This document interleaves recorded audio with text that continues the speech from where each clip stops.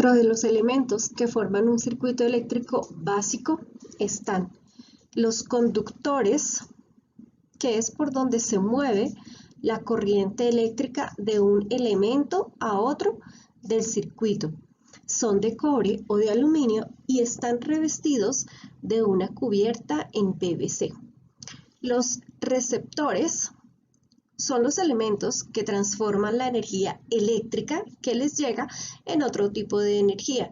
Por ejemplo, los bombillos transforman la energía eléctrica en lumínica, los radiadores en calor, los motores en movimiento, etc. Elementos de mando o control son aquellos elementos que permiten dirigir o cortar a voluntad el paso de la corriente eléctrica dentro del circuito. Son ejemplos de estos los interruptores, los pulsadores y los conmutadores, entre otros. También existen elementos de protección. Como su palabra lo indica, protegen los circuitos y a las personas cuando hay peligro, cuando la corriente es muy elevada y puede haber riesgo de quemar los elementos del circuito. Es el caso de los fusibles. Y por último, el más importante, el generador. Son aquellos elementos que producen y mantienen la corriente eléctrica por el circuito. Son la fuente de energía.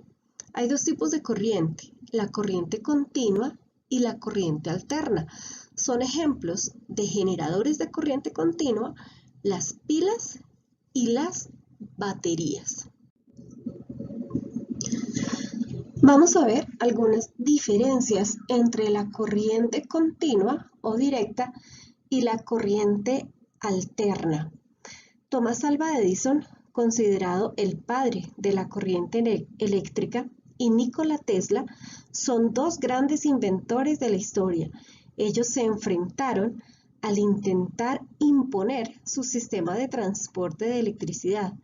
Esto deriva en una historia de guerra, por decirlo así, entre la corriente alterna y la corriente continua. La corriente continua o corriente directa es la que pone en funcionamiento las linternas y los celulares, entre otros, y se da por el movimiento de los electrones dentro de un conductor a lo largo del circuito eléctrico. Las pilas son generadores de corriente continua. Cabe anotar que la pila es un dispositivo que permite convertir la energía química en eléctrica y está compuesta, entre otras cosas, por dos terminales, el ánodo o terminal negativo y el cátodo o terminal positivo.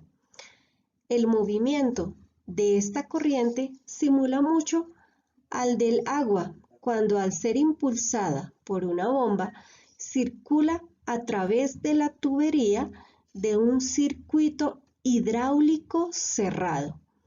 La ventaja más importante de este tipo de corriente es que se puede almacenar en baterías. Por otra parte, gracias a la corriente alterna, podemos disfrutar de muchos aparatos electrónicos que tenemos en nuestra casa, como la licuadora, la lavadora y todos aquellos aparatos que podemos conectar a un tomacorriente. Este tipo de corriente es la que se genera por los alternadores situados en las centrales eléctricas. En este tipo de corriente, los electrones alternan o cambian de dirección 60 veces por segundo. Esta vibración evita que los electrones choquen entre sí y que pierdan energía en cada choque. Gracias a esto, es posible que la energía viaje muchos kilómetros, ya que los electrones en sí viajan distancias muy pequeñas antes de transferir energía a otros electrones. Los transformadores que encontramos en las calles Sirven para aumentar o disminuir la tensión o el voltaje de la corriente y así se transporta y distribuye la energía grandes distancias, generando poca pérdida. Y cuando llega al punto de consumo, el voltaje se puede modificar para su uso de forma cómoda.